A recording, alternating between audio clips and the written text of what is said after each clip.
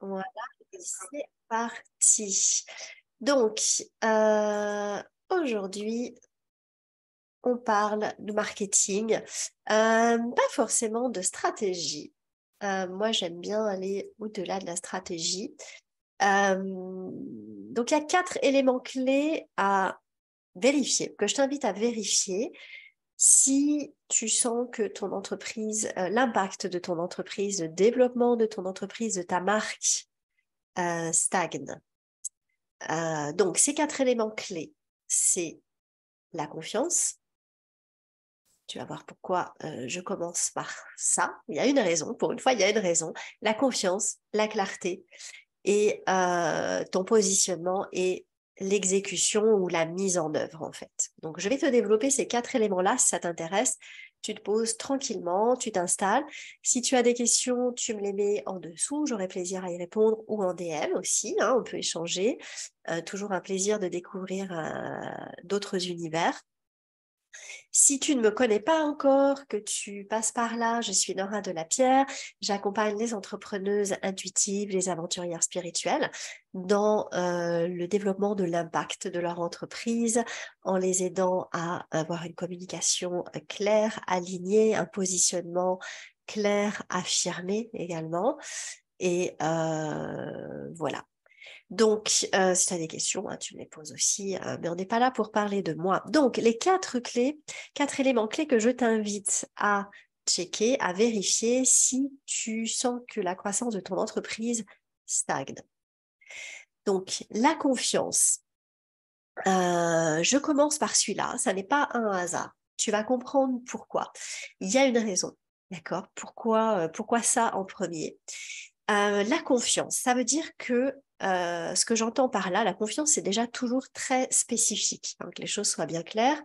Donc, c'est la confiance là en tes offres, en ce que tu offres, en ce que tu proposes comme service, hein, ou comme produit, ou etc. C'est d'y croire, toi, déjà à 200%. Si toi-même tu n'y crois pas, comment veux-tu que les gens y croient? Comment veux-tu que les gens mettent de l'argent là-dedans ou du temps ou de l'énergie? Donc c'est déjà reconnecter. Pour ça, moi, je t'invite à reconnecter en fait à l'énergie de ton offre, de ton produit, de ton service. Hein, donc comment on fait ça? Comment je fais ça? Moi, c'est que je vais remettre le nez dedans, je vais aller retravailler, je vais aller relire un peu ce que j'ai écrit, je vais réécouter mes audios ou mes vidéos, hein, le contenu en fait de mes offres. Et je me rebaigne dedans. Je modifie les choses parce que j'ai évolué. Euh, et du coup, bah, je fais évoluer mon offre. Donc, des fois, c'est pas grand-chose. Des fois, il y a un peu plus de choses à changer. Ça peut être des visuels simplement. En fait, je reconnecte à l'énergie de mon offre, de mon service, pour, j'ai envie de dire, retomber en amour de cette offre-là. Pour pouvoir en parler avec amour, justement, avec passion, avec conviction. Donc, par contre, bien évidemment, on est en phase, on est honnête sur la promesse. Hein. Il faut que tu sois clair avec la promesse, avec ce que tu offres, avec ton offre, avec ton service, avec ton produit quand tu en parles. Et va pas promettre des choses qui te mettent mal à l'aise et que tu n'es pas sûr de pouvoir euh, aider ton client à atteindre avec ce que tu proposes. Donc, revois ta promesse à ce moment-là, revois-la, mais sois à l'aise avec. Parce qu'après, vendre, c'est juste parler de ce que tu as à proposer, c'est juste proposer cette expérience-là, proposer cette solution-là à quelqu'un qui est en recherche de cette solution ou de cette expérience ou de ce produit. C'est tout. Vendre, on sait tous vendre. Quand tu as vu un super film que tu as adoré, tu vas en parler, tu vas le conseiller à quelqu'un où tu sais que ça va lui plaire, que ça va lui apporter telle chose, il va adorer ça, il va adorer ça et ça et ça. C'est comme ça qu'on parle d'un super livre qu'on a adoré, d'un film qu'on a adoré, d'une boutique qu'on a adoré, ou je sais pas moi, d'un plat, d'un resto. C'est comme ça.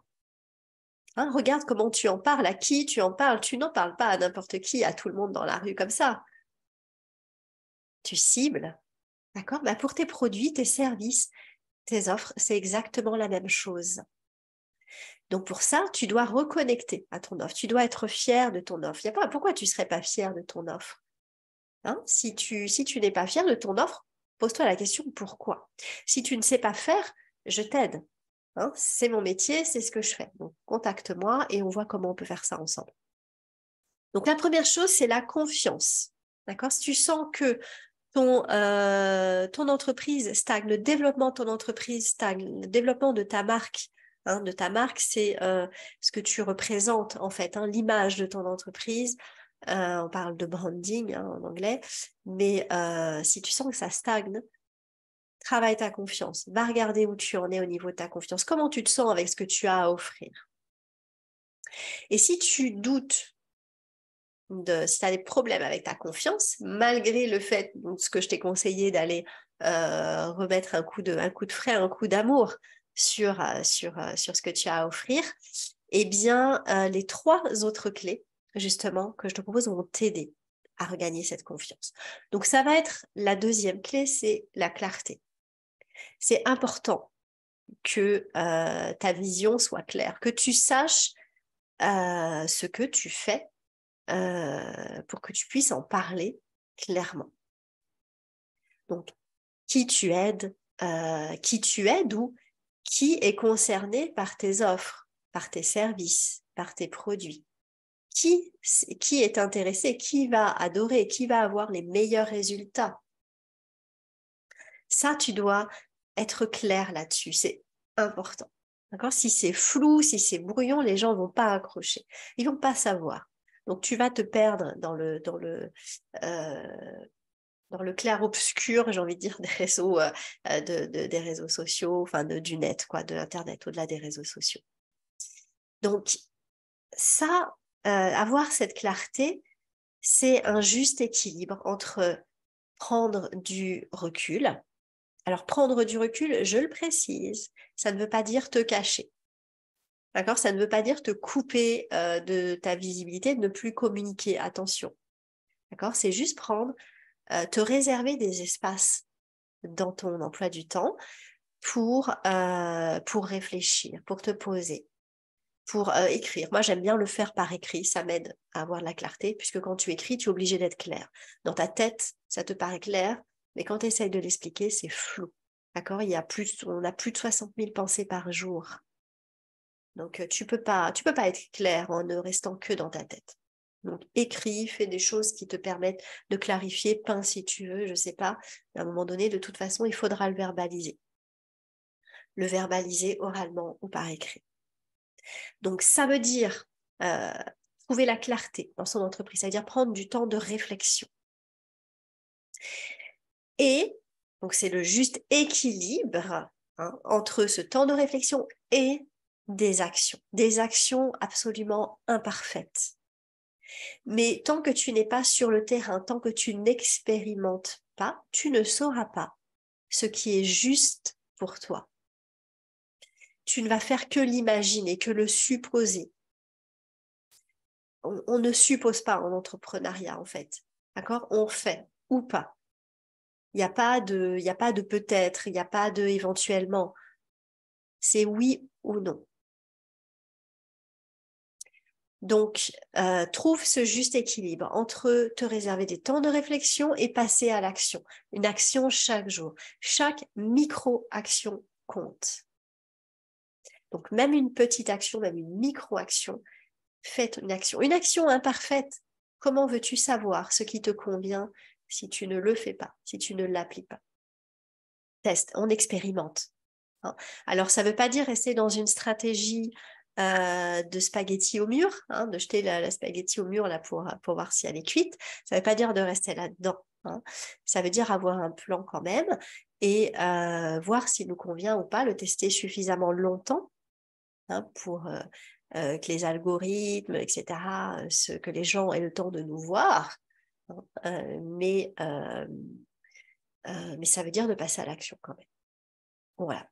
Donc ça, si tu veux un plan d'action, tu me contactes aussi et on voit ça ensemble. D'accord? J'offre régulièrement des rendez-vous clarté, justement, pour établir ce plan-là avec toi. Donc, contacte-moi en DM si ça t'intéresse. Donc, troisième clé à vérifier. La première, c'est la confiance. La deuxième, c'est la clarté. La troisième, c'est ton positionnement. Ton positionnement, c'est te positionner, c'est ta posture, en fait. Donc, de leader, de guide. Si le mot leader te gêne, je vais parler de guide. Tu es un professionnel de l'accompagnement, si tu me suis. Donc, tu es quelqu'un qui va guider, qui va donner des clés, qui va donner des ressources. Un leader, ce n'est pas quelqu'un qui domine, ça n'est pas quelqu'un qui dirige.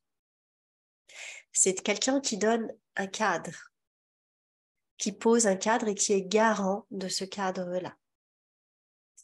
Donc, tu dois inspirer cette solidité-là.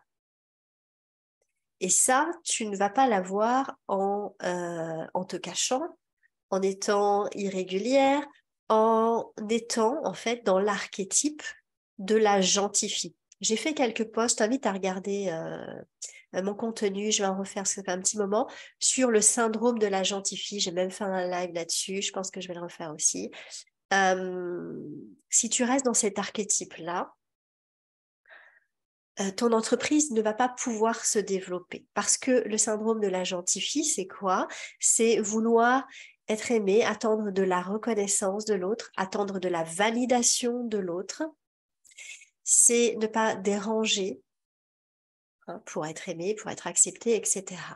Dis-moi comment ça résonne pour toi, ça, si ça te parle. Je le vois tellement, tellement, tellement souvent. Et c'est un archétype qu'on a. Si je me dois sur le micro, ça va pas aller, qu'on a toutes. Donc, soyons clairs avec ça.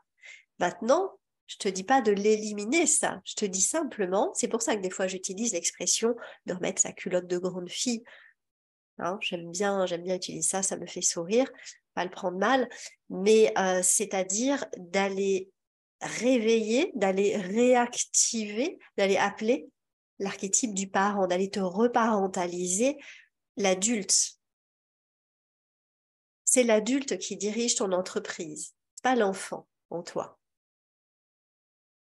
L'enfant, il est là pour ta créativité. Mais c'est pas lui qui dirige, c'est pas lui qui prend les décisions. L'enfant, il est dans les émotions. Il est dans les peurs, dans ses peurs aussi, ton enfant intérieur. Attention à ça. Donc, c'est l'adulte. Donc, ton positionnement, incarne-le en incarnant l'adulte qui est en toi.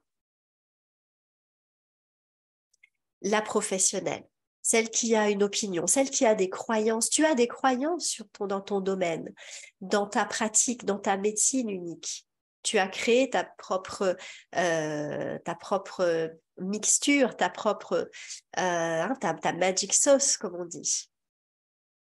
Dans ton domaine, il y a des choses qui se disent, il y a des choses qui se font avec lesquelles tu es d'accord et avec d'autres avec lesquelles tu n'es pas d'accord. Ce sont tes croyances, parle-en, exprime-les. Ça va se voir dans ton contenu. C'est être un leader d'opinion. Ça te donne une confiance, en fait. Donc ça se travaille. Fais-le petit à petit, va à ton rythme. On n'est pas là. Ça ne veut pas dire attaquer l'opinion des autres. Chacun a son opinion, on s'en fout fondamentalement. Mais toi, tu as la tienne, exprime-la. Positionne-toi. Tu n'es pas là pour faire plaisir, tu n'es pas là pour être gentil, tu es là pour transformer des vies. Donc incarne cette personne-là, assume-la. C'est pas facile, ça se fait pas à pas, petit à petit, ça se travaille. Mais ton positionnement, il est important, clairement. D'accord? C'est ce qui va faire bouger les choses, bouger les gens aussi, activer les gens. C'est notre métier d'activer les gens quand on est dans l'accompagnement. Et ça va donc répulser certaines personnes. C'est celles qui ne sont pas alignées avec nous et c'est tout à fait correct. Ça veut dire qu'elles vont avoir l'espace pour aller vers d'autres professionnels qui seront plus alignés. et qui seront plus à même de les aider plus facilement et plus rapidement. Et toi, donc, tu vas pouvoir avoir de la place pour accueillir tes gens à toi, tes clients à toi. Ceux avec qui tu vas avoir des résultats plus facilement, avec plus de fluidité. Ça n'a pas à être dur d'accompagner. Ce n'est pas le sujet du jour, mais voilà. Ton positionnement, il est là. Ton positionnement, donc, il est également, petite parenthèse, marketing, dans la façon dont tu vas parler de ce que tu fais. Je prends quelque chose de purement professionnel pour te donner un exemple, pur business, pardon. C'est d'avoir une façon de présenter où les gens vont pouvoir te comprendre, qui va leur parler avec des mots simples, des mots, pas des mots de jargon. Par exemple, tu ne vas pas dire « je vais t'aider, je peux t'aider à créer des systèmes pour ton entreprise ». D'accord? Ça, c'est assez froid. Il n'y a pas d'émotion là-dedans. À la place, tu peux dire je peux t'aider à travailler moins et à obtenir plus de clients. D'accord? Je peux t'aider à travailler moins et générer plus de revenus tout en continuant à générer des revenus. D'accord? Ça, c'est le résultat, en fait, d'avoir mis des systèmes en place. Les gens ne veulent pas créer des systèmes. Les gens veulent avoir un flux régulier de clients sans avoir à travailler plus. Parce qu'ils travaillent déjà beaucoup. Donc, pas avoir plus de charge mentale. Donc, positionne-toi quand tu parles de ce que tu fais, positionne-toi sur le résultat. Donc, ça, c'est ta communication, c'est ton discours, c'est comment articuler ce que tu proposes. Ça se travaille, ça s'apprend. Si tu veux apprendre avec moi, je serai ravie de t'aider à le faire. Et enfin, donc la quatrième clé à développer, c'est la mise en œuvre ou l'exécution. Donc là, on va être sur du pratique, pure pratique. C'est ton contenu, il n'a pas à être parfait. Clairement. Ça, je le dis assez souvent. Si tu es dans mon univers, tu l'entends souvent. On est loin d'être parfait. Le mien est loin d'être parfait aussi en termes de visuel, en termes de texte. C'est pas grave. D'accord? En termes de vidéo aussi. C'est pas grave. Par contre, il y a un minimum. Il y a un minimum. Il y a un minimum, faire en sorte que ce ne soit pas négligé non plus. Donc, je t'invite à te relire. Est-ce que ce que tu lis là de ton texte est clair? AR ton texte. Voilà, on va y aller clairement. AR ton texte. Les gens lisent en diagonale. Fais bouger, fais vibrer les mots. Alors là, je ne parle pas d'énergétique pure, mais je parle simplement de mettre certains mots en majuscule, de mettre des tirets, de sauter des lignes, faire des phrases courtes. On sort de ce qu'on t'a appris à l'école, clairement. Mais des emojis, si ça va, c'est pas obligé de trop charger non plus. Mais de temps en temps, ponctuer, mettre une tonalité, mettre une musique, une musicalité en fait, sur ton texte. C'est très important. Quand tu es en vidéo, quand tu prends des photos, prends-toi une ring, là, les light rings, les anneaux de lumière, je ne sais pas comment on dit. Il y en a des vraiment pas chers, à moins de 15 euros, 10 euros. Ou mets-toi devant une fenêtre. La lumière, pour la qualité de tes photos, pour la qualité de tes visuels, de tes vidéos, photos, visuels, c'est hyper important. Franchement, ça n'a rien à voir. Là, je coupe ma ring, ma lumière, ça va te faire tout bizarre. Juste pour le test. Donc, fais attention à ça. Quand tu mets tes titres, fais en sorte qu'ils soient lisibles, tes visuels. On doit pouvoir les lire. C'est sur un téléphone. Si tu es sur Insta, c'est quand même surtout sur un téléphone qu'on regarde. Quand tu scrolles sur ton feed à toi, voilà, c'est mon anglais, sur ton compte, est-ce que tu arrives à te lire? Est-ce que tu arrives à lire tes titres? Est-ce que tes titres sont assez interpellants? Je ne sais pas si ça existe, mais est-ce qu'ils interpellent vraiment pour qu'on ait envie de lire le texte ou d'écouter la vidéo? Donc, attention aux écritures trop script, hein, qu'on dit script, donc manuelles, qui sont parfois difficiles à lire. Ça va vite sur les réseaux. Les gens scrollent, ils font comme ça. Hein, je sais pas toi, mais moi c'est comme ça. Donc, s'il n'y a pas un truc à un moment donné qui t'accroche l'œil, qui t'interpelle, on ne voit pas ton texte. Alors que c'est du pur texte, je n'ai aucun doute là-dessus. Donc, attention à ça. Attention au cadrage aussi.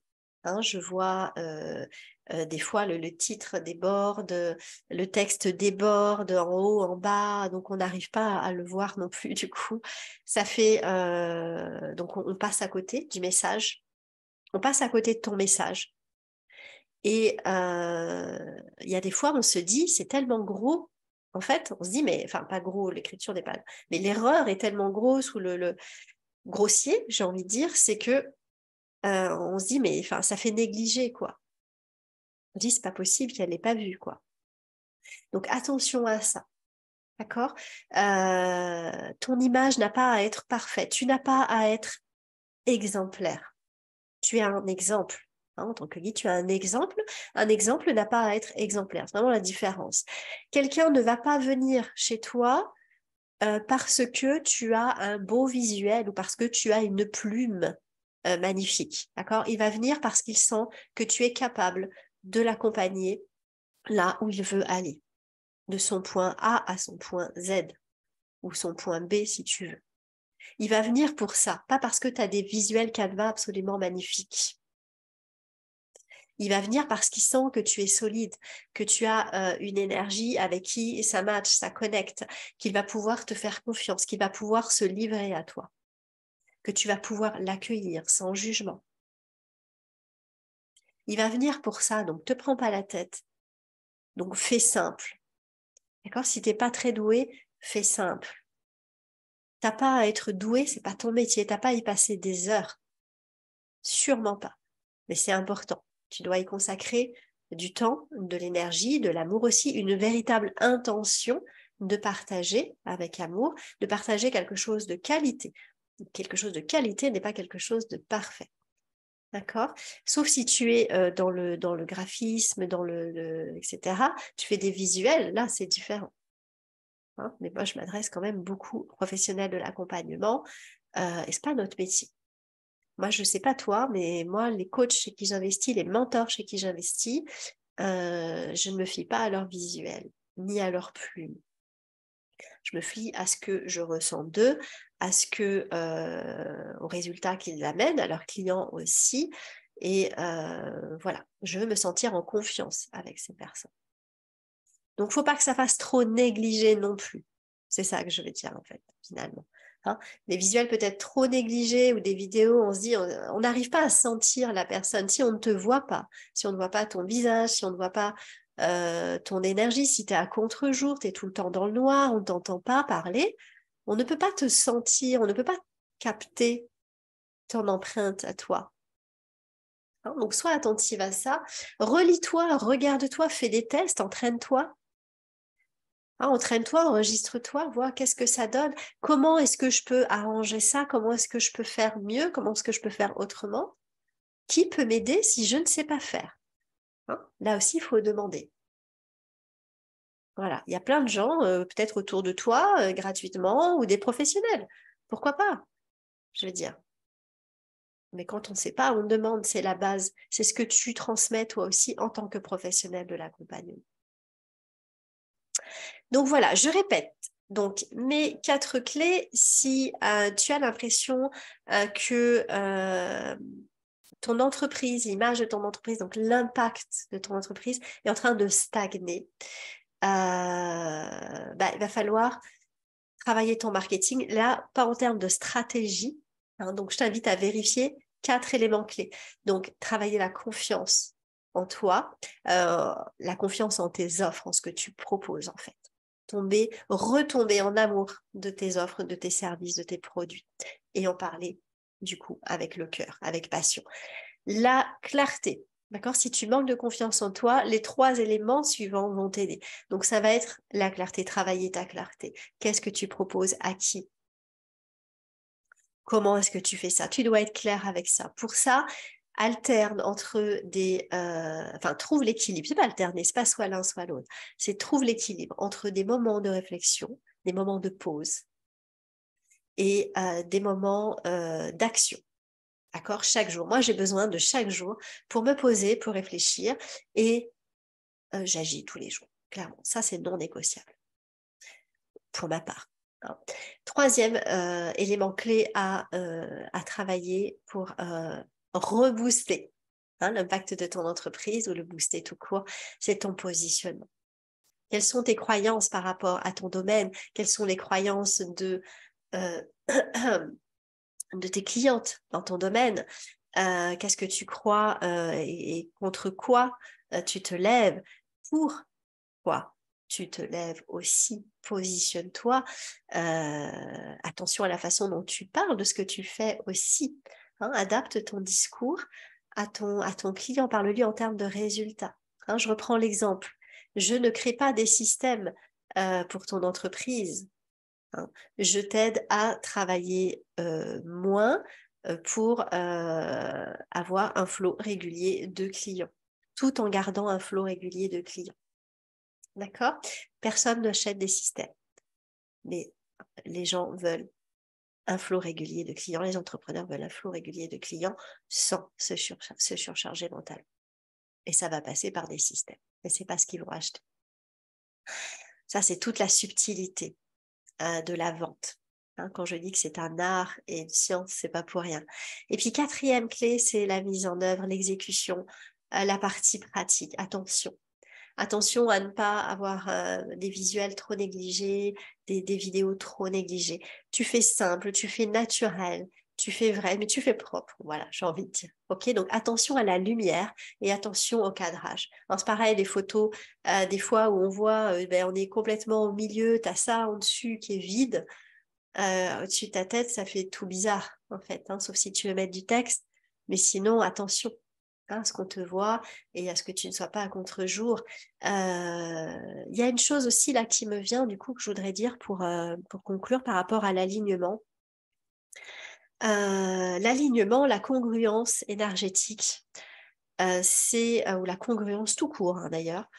Quand on est dans l'accompagnement, on utilise beaucoup les termes de briller, de révéler son potentiel, révéler sa lumière, révéler